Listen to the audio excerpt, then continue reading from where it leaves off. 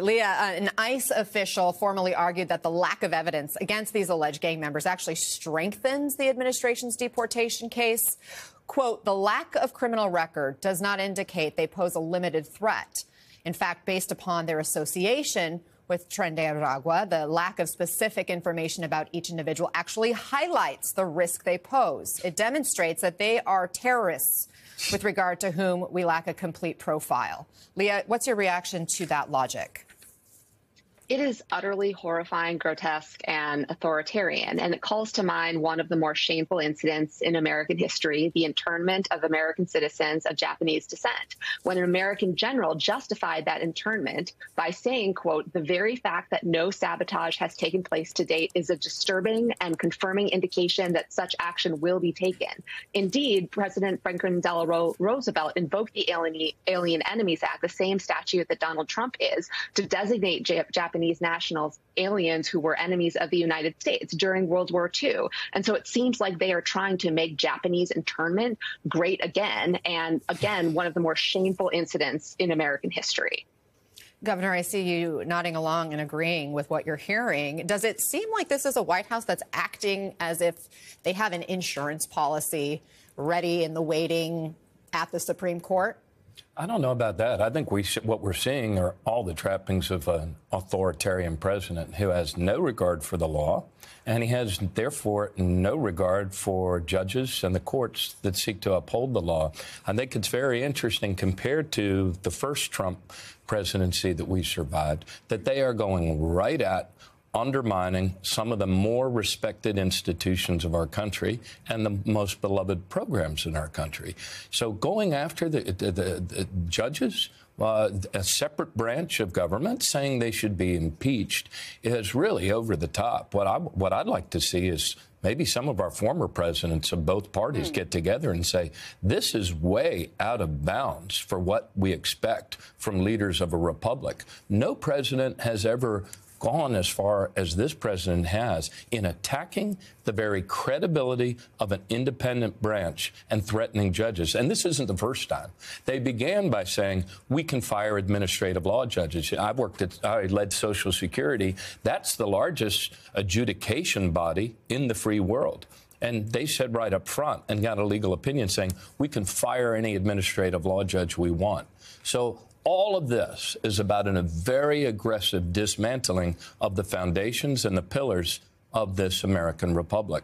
Well, here's some of the latest comments we're hearing from President Trump related to judges, related to following the law and their rulings. Listen. I never did defy a court order. And you wouldn't in the future? No, you can't do that. However, we have bad judges. We have very bad judges.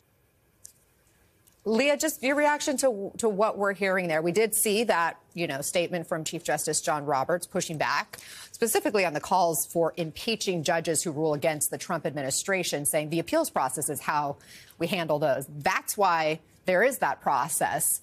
But do you think the Supreme Court is going to hold the line?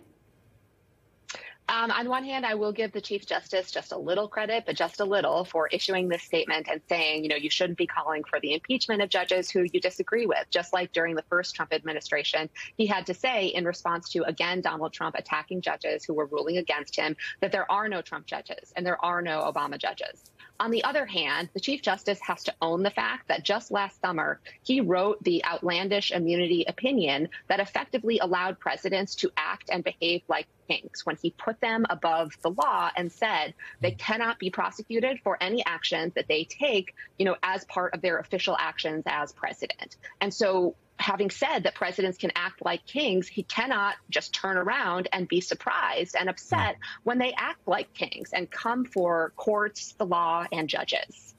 So, Governor, then what does the Democratic Party do? What role does Congress have in all of this? Of course, Senator Chuck Schumer, minority leader, was criticized by a lot of Democrats for how he handled the government shutdown fight. This was an opportunity to push back on the Trump administration, some saw. And here he was this morning on Morning Joe explaining his overall strategy to handling President Trump. Watch. I'm a leader. Sometimes you got to see the danger that might be a little bit down the road, weeks or months, and stand up for what's right. I knew I'd get flack. There's a huge anger at Trump, and it's justifiable. And people think that he's doing horrible things. People think he won't obey the law. He has said he wants to be a king. Right. And so the anger says just stand up to him, which we are doing in many different ways. But you got to be smart when you stand up to him. You got to pick the fight. Have Democrats effectively communicated how their strategy is unfolding, standing up to Donald Trump and picking those battles? Not yet, although some do a better job than others. What I mean by that is that we have to be a party in opposition to the dismantling of things that matter to Americans, like Social Security.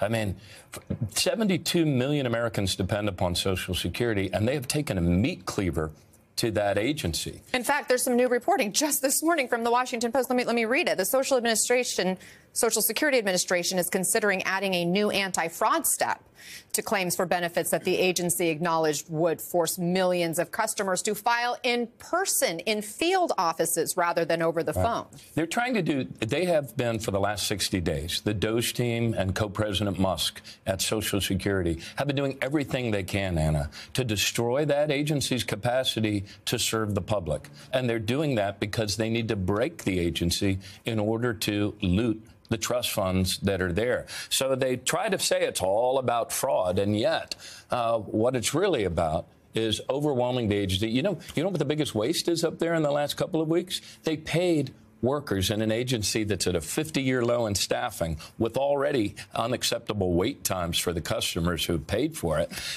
They have paid people to actually leave today and get paid for the whole year, not to ever come back for work. That's the waste there. But to your question about the party, the one thing that is cutting through is that they're coming after Social Security.